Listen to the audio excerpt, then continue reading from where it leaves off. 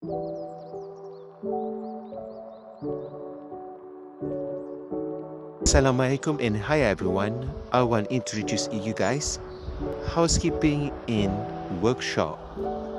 Housekeeping refers to the act of regular orderly maintenance at workplace. It generally cover floor, store, access corridor, and other surface that's under regular use at workplace. Housekeeping includes safe storage, stacking, and maintenance for safe access to work tools and instruments. The instrument and machinery also fall under housekeeping via well-light cabling and workbench routine. Good housekeeping means will know hazards and dangers of workplace are mitigated.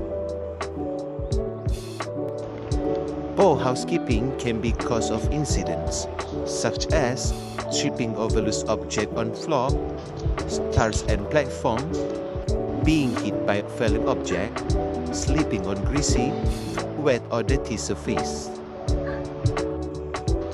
5S that housekeeping is sort, set, shine, standardize, and sustain.